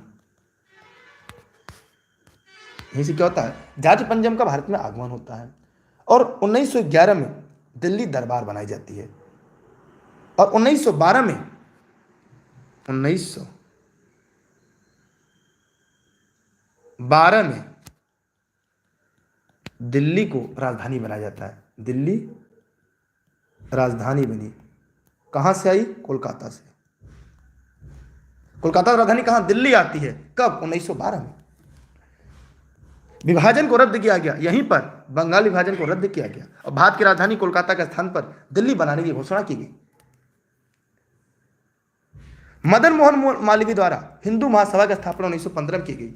मदन मोहन मालवीय द्वारा हिंदू महासभा, मदन मोहन मालवीय हिंदू महासभा, हिंदू महासभा की स्थापना की गई। कब की गई? अभी मैंने बताया जस्ट आपको। हिंदू महासभा की स्थापना कब किया गया? अब आप बताएंगे नहीं। 1915 में ना, 1915 में हिंदू महासभा की स्थापना की गई। ठीक है, इसकी हिंदू महासभा की स्थापना यहां पर की जाती है। दूसरी बात याद रखिएगा, यहां पे गांधी जी अफ्रीका से भारत आते हैं। इन्हीं के शासनकाल में गांधी जी भारत आते हैं। भारत आगमन होता है गांधी जी का। कहां से? अफ्रीका से। कब? 1915 में। इन्हीं के समय में गांधी जी भारत आते हैं। फिरोज शाह मेहता तथा गोखले की मृत्यु होती है इसी समय। फिरोज शाह मेहता होते हैं, गोपाल कृष्ण गोखले, 1915 मृत्यु होती है। गांधी जी अफ्रीका से भारत आते हैं। मदन मोहन मालवीय द्वारा हिंदू महासभा की स्थापना की जाती है। प्रथम विश्व युद्ध की शुरुआत होती है। प्रथम विश्व युद्ध 1914 में ना उसकी शुरुआत होती है, first world war. Lord Hardinge पर 1912 में बम फेंका जाता है। 23 दिसंबर को लॉर्ड हार्डिंग पर, 23 दिसंबर 1912 पर लॉर्ड हार्डिंग पर बम फेंका जाता है। क्या भाई? लॉर्ड हार्डिंग पर बम फेंका जाता है। यह बात आप लोग जानते रहिएगा, इससे बाहर आपकी परीक्षा में नहीं आएगा। ठीक, इसके मन अलावा कोई प्रश्न हो तो कमेंट सेक्शन में पूछ सकते हैं। इस वीडियो को लोगों तक पहुंचाइए, शेयर करिए। ठीक है, अगला है प्रथम विश्व युद्ध की शुरुआत 1914 में इनके समय हुई थी। 1916 में लॉर्ड हार्डिंग ने बनारस हिंदू विश्वविद्यालय कुलाधिपति बनाया गया। लॉर्ड हार्डिंग को बनारस हिंदू विश्वविद्यालय की कुलाधिपति बनाया गया। ठीक है, अगला लॉर्ड चेम्सफोर्ड। आप तो देख ही रहे होंगे लॉर्ड चेम्सफोर्ड को, यहाँ पे चित्र उसका दिख रहा है। ठीक, नहीं दिख रहा है? बताइए जल्दी से। चेम्सफोर्ड का चित्र आप लोग को दिख रहा है ना बगल में, कि नहीं दिख रहा है? बताइए।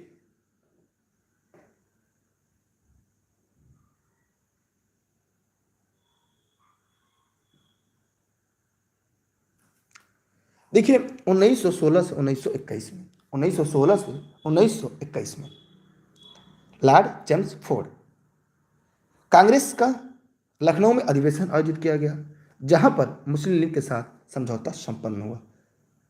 यह कब हुआ था? मोस्ट इंपॉर्टेंट, 1916 में। 1916 में पूना में महिला विश्वविद्यालय की स्थापना की गई। यह इंपॉर्टेंट है। यहां पे कांग्रेस को पुनः एकीकरण किया जाता है 1916 में ही। 1917 पर सैंडल आयोग की नियुक्ति की जाती है। शिक्षा पर सैडलर आयोग, यहां पे सैडलर आयोग होता है, इसका नाम सैडलर आयोग भी है।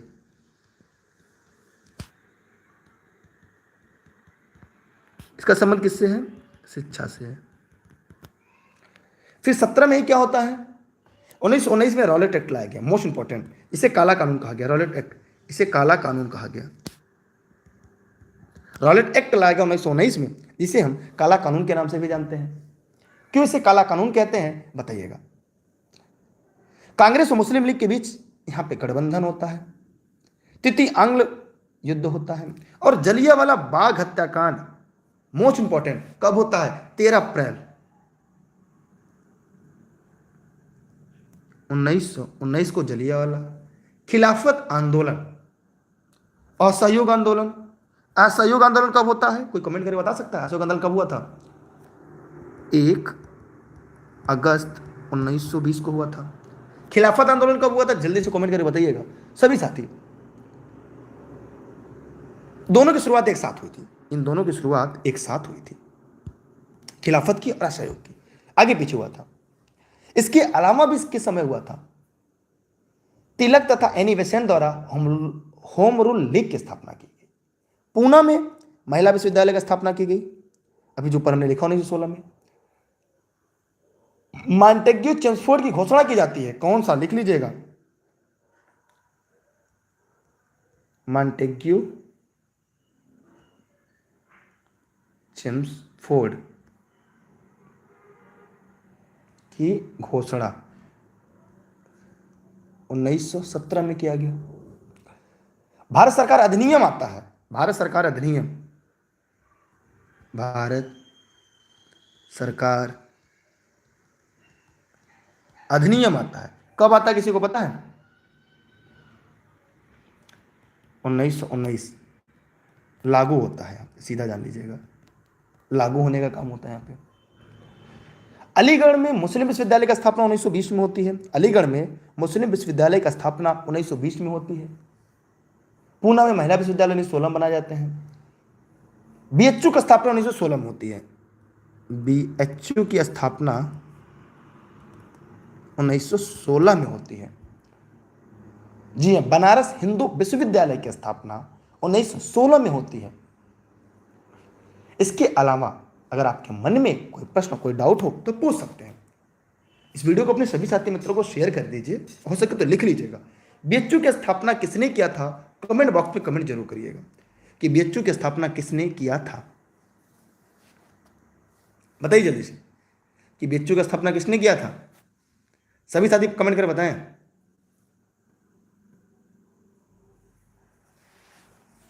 चलिए चलते हैं तब लॉर्ड रीडिंग की तरफ। लॉर्ड रीडिंग 1921 से 26 तक थे। चौरी चौरा कांड, चौरी चौरा कांड कब होता है किसी को पता है? मोस्ट इंपॉर्टेंट पूछा जाता है। 5 फरवरी 1922, मोस्ट इंपॉर्टेंट।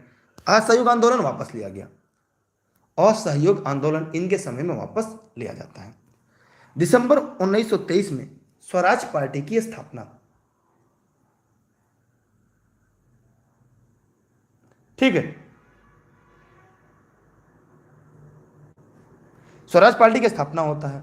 दूसरा यहां पर अगर आप लोग देखेंगे कि स्वराज पार्टी की स्थापना चित्तरंजन दास एवं मोतीलाल नेहरू के द्वारा होता है 1923 में। प्रिंस ऑफ वेल्स का भारत में आगमन 1921 में होता है। 1921 में ही मोपला विद्रोह होता है, 1921 में ही मोपला विद्रोह होता है। मोपला विद्रोह 1921 में होता है। काकोरी कांड इंपॉर्टेंट है, काकोरी कांड कब होता है? ट्रेन डकैती है 1925 में, ट्रेन डकैती 1925 में, काकोरी कांड। अखिल भारतीय साम्यवादी दल गठन 1924 में होता है। स्वामी श्रद्धानंद की हत्या 26 में होती है। दिल्ली, कलकत्ता, अलीगढ़, अमृतसर में सांप्रदायिक दंगे होते हैं 23 से 25 तक, 2 सालों तक। अक्टूबर 1920 में एम एन राय के नेतृत्व में भारत में कम्युनिस्ट पार्टी का गठन किया जाता है। एम एन राय द्वारा अखिल भारतीय साम्यवादी दल का गठन 1924 में किया जाता है।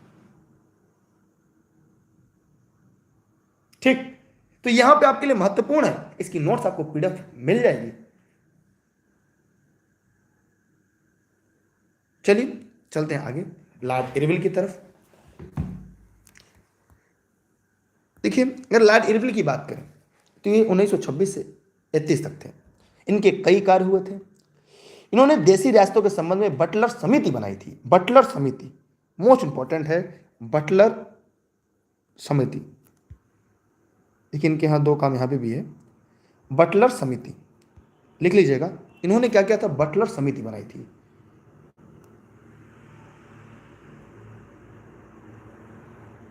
बटलर कब, 1927 में। बटलर समिति क्या थी, देशी रियासतों के संबंध में इसकी नियुक्ति की थी। 3 फरवरी 1928 को साइमन कमीशन भारत आया। मोस्ट इंपॉर्टेंट 1929 में कांग्रेस का लाहौर अधिवेशन होता है। यहीं पर पूर्ण स्वराज का लक्ष्य रखा जाता है। पूर्ण स्वराज का लक्ष्य रखा जाता है, जो आपके लिए सबसे ज्यादा इंपॉर्टेंट है। नेहरू रिपोर्ट आती है यहीं पर, Nehru report, Nehru 1928 most important. Gandhi Irwin समझौता,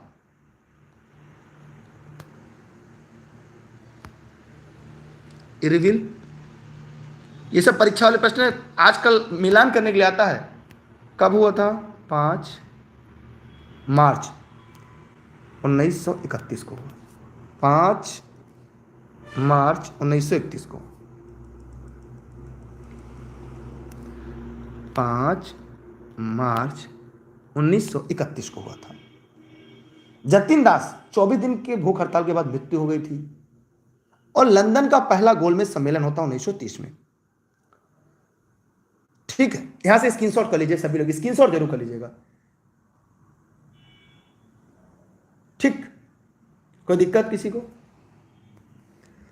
भाई सिलेक्शन लेना है। देखिए सविनय अवज्ञा आंदोलन की शुरुआत हुई थी। सविनय अवज्ञा आंदोलन की यहीं से शुरुआत हुई थी। कब हुई थी जरूर कमेंट करिएगा। प्रथम गोलमेज सम्मेलन का आयोजन 12 नवंबर 1930 को हुआ था। कहां हुआ था, लंदन में। ये सारे प्रश्न आपकी परीक्षा वाले हैं। शारदा अधिनियम यहीं पर आया था, शारदा अधिनियम, शारदा अधिनियम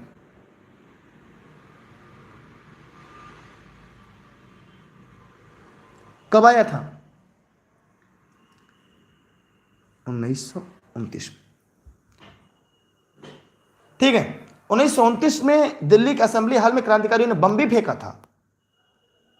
चलते हैं अगले प्रश्न, अगले के तरफ।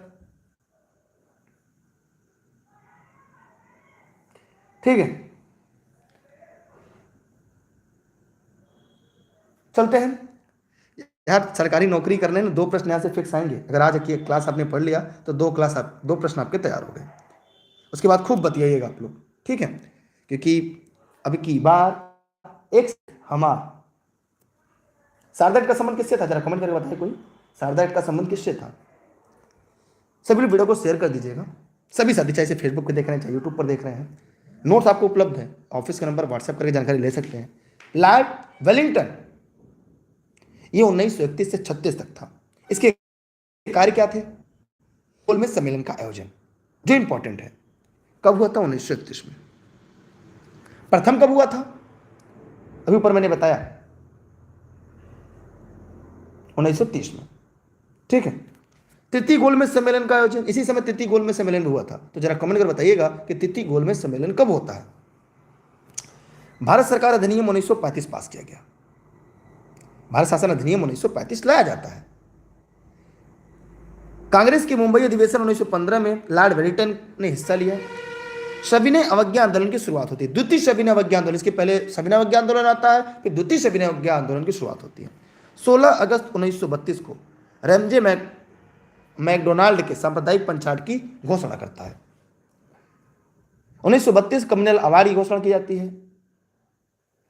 1932 में सामुदायिक अधिनियम के विरुद्ध गांधी और अम्बेडकर भी समझौता होता है। यहां पर एक गठन होता है बेरोजगारी संपूर्ण आयोग का गठन। इनके सामने है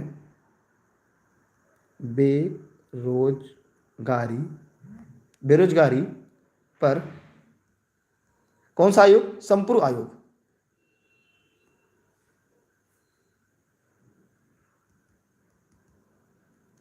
आयोग का गठन होता है, जो आपकी परीक्षा के लिए महत्वपूर्ण है। अगर आप इसके अलावा कोई प्रश्न हो तो पूछ सकते हैं। तिथि गोलमेज सम्मेलन कब हुआ था बताइए? 1932। म्यांमार को यहीं पे अलग करते हैं, इसी समय भारत म्यांमार से अलग होता है। म्यांमार का अलगाव या पृथक्करण भी कह सकते हैं आप, चाहे अलगाव कहिए चाहे पृथक्करण कहिए। ठीक है, चलिए आगे चलते हैं। लॉर्ड लिनिथगो, लॉर्ड लिनिथगो के बारे में अब खत्म होने का गार पा चुका है, थोड़ा धैर्य रखिए 5 उसके बाद आप अपने सवाल। लिनिथगो की बात करें 1936 से 43 तक थे ये। 1 दिसंबर 1939 को द्वितीय विश्व युद्ध की शुरुआत इनके शासनकाल में होती है। सुभाष चंद्र बोस 1 मई 1939 को ब्लॉक की स्थापना करते हैं। सुभाष चंद्र बोस द्वारा फॉरवर्ड ब्लॉक का गठन किया जाता है 1939 में। मुस्लिम लीग ने लाहौर अधिवेशन में पाकिस्तान की मांग की।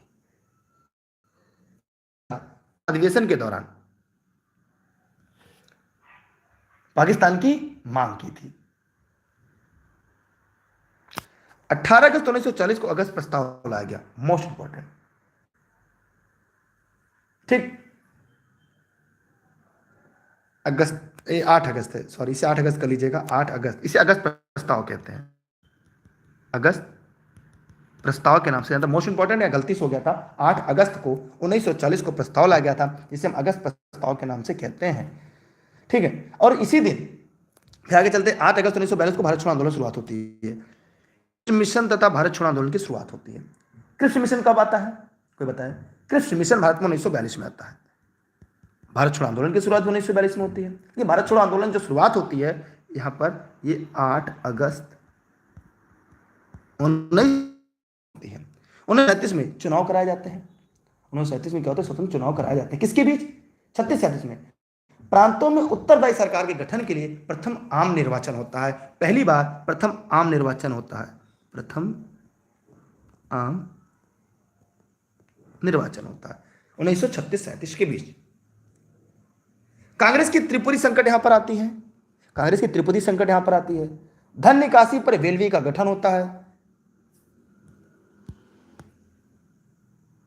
धन निकासी पर वेलवी आयोग का गठन होता है, आयोग का गठन किया जाता है। ठीक, रविन्द्रनाथ टैगोर की ही मृत्यु हो जाती है। मुस्लिम लीग द्वारा विभाजन करो और जाओ का नारा मार्च 1944 में दिया गया। विभाजन करो, विभाजन करो और जाओ का नारा 1944 में दिया गया। किसके द्वारा दिया गया? मुस्लिम लीग के द्वारा। ठीक है, मुस्लिम लीग के द्वारा, इंपॉर्टेंट है। मुस्लिम लीग ने कहा भी विभाजन करो और जाओ 1944 में। तो मैं उम्मीद करता हूं इससे परीक्षा में कोई आएगा। ठीक, तो यहां पे क्या क्या की पॉइंट हमें मिला? लाल निथगो के समय में सबसे पहले क्रिप्स मिशन भारत आया। ठीक है, भारत छोड़ो आंदोलन की शुरुआत यहीं से होती है, अगस्त प्रस्ताव यहीं से आता है। मुस्लिम लीग में पाकिस्तान अधिवेशन की मांग करता है। कहीं कहीं जो यहाँ पर मुस्लिम लीग कराची अधिवेशन आता है 1940 में कि पाकिस्तान की मांग की गई 1940 में। ठीक है, ठीक, दूसरी बात, 1 सितंबर 1939 को द्वितीय विश्व युद्ध की यहीं पे शुरुआत होती है। किप्सन मिशन और स्वतंत्र जो पहली बार प्रथम आम निर्वाचन कराया जाता है प्रांतों के उत्तरदायी सरकार के गठन करने के लिए। तो यहां पर ये प्रश्न ऐसे थे जो आपको मैंने परीक्षा दिया। धन निकासी पर वेलवी आयोग का गठन किया जाता है। सुभाष चंद्र बोस ने फॉरवर्ड ब्लॉक की स्थापना की और भारत छोड़ो आंदोलन शुरुआत 8 अगस्त 1942 से। ठीक, चलते हैं अगले प्रश्न की तरफ, चलते हैं अगले प्रश्न की तरफ। स्क्रीनशॉट क्लिक कर लीजिएगा सभी लोग। अगला है लॉर्ड वेवेल। लॉर्ड वेवेल के बारे में भी हम लोग थोड़ी बातें जान लेते हैं। लॉर्ड वेवेल 1943 से 47 तक थे। क्योंकि यहीं से अब परीक्षा में प्रश्न आता है। अगर आप संविधान पढ़ेंगे, मॉडर्न इंडिया पढ़ेंगे, आज़ादी के बाद भारत पढ़ेंगे, तो बहुत सारे प्रश्न आपको मिल जाएंगे। ये 44-47 तक कहीं कहीं मिल जाता है, ये 1944 से 47, कहीं 43 से 47। इनके समय 1945 में शिमला समझौता का आयोजन किया गया। कैबिनेट मिशन भारत आगमन हुआ 1946 में। कैबिनेट भारत कब आया? मार्च 1946 में। मार्च 19 में कैबिनेट मिशन भारत आता है। ब्रिटिश प्रधानमंत्री एटली ने 20 फरवरी 1947 को भारत के स्वतंत्रता के संबंध में इन्हीं के समय घोषणा करते हैं। ठीक, अंतरिम सरकार बनती है। यहां पे ध्यान दीजिएगा, इनके समय में अंतरिम सरकार का गठन होता है, जो आपके लिए महत्वपूर्ण है। अंतरिम सरकार का गठन इन्हीं के समय होता है, 1946। मोस्ट इंपॉर्टेंट रट लीजिएगा। कैबिनेट मिशन भारत है तो लिख लिए। यहीं पर मुस्लिम लीग द्वारा प्रत्यक्ष कार्रवाई दिवस का आयोजन किया जाता है। मुस्लिम लीग द्वारा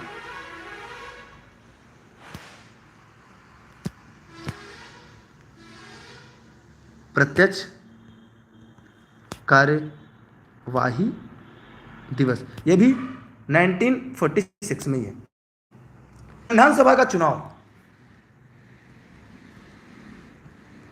संविधान सभा का चुनाव 1 जुलाई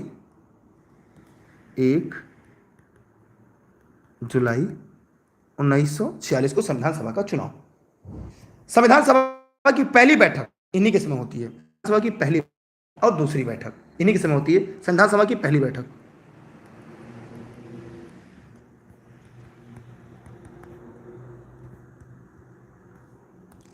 पहली बैठक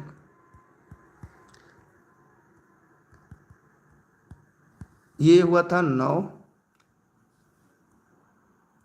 दिसंबर 1946। मुस्लिम लीग ने इसका बहिष्कार कर दिया था और यही था ये अध्यक्ष डॉक्टर सिन्हा चुने जाते हैं। 2 दिनों के बाद पुनः होता है, जिसके अध्यक्ष डॉक्टर राजेंद्र प्रसाद होते हैं और वो संविधान के निर्माण कार्य पूर्ण होने तक भारतीय संविधान के अध्यक्ष रहते हैं। 13 दिसंबर को जवाहरलाल नेहरू यहाँ पर प्रस्ताव रखते हैं, उद्देशिका का प्रस्ताव सामने रखा जाता है। ठीक है,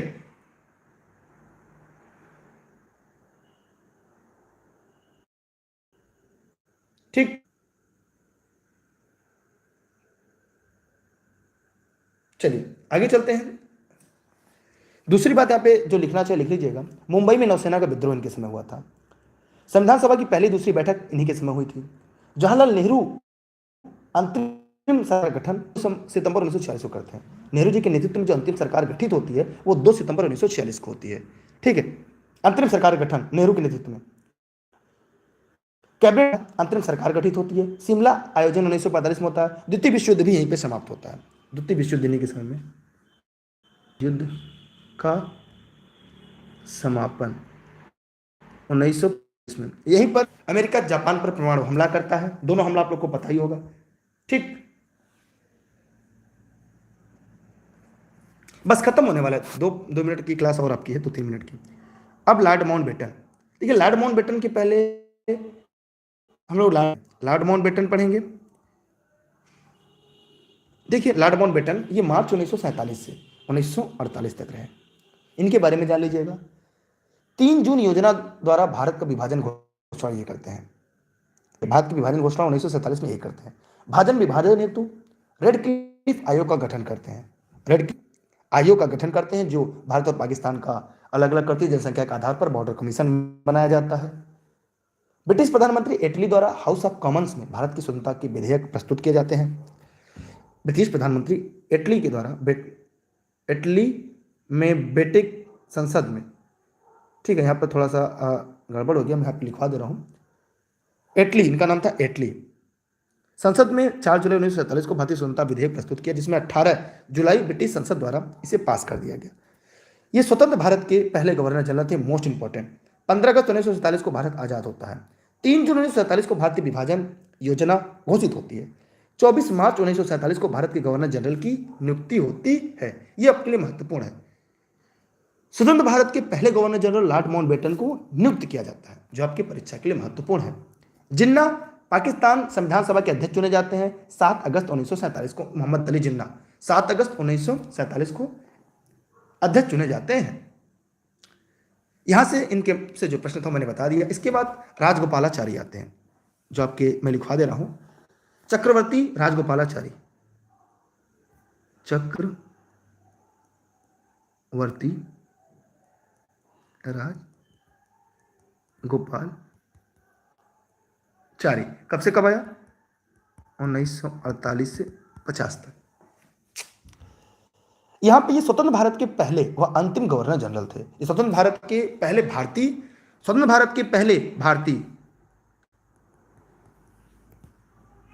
प्रथम व अंतिम क्या थे? Governor general.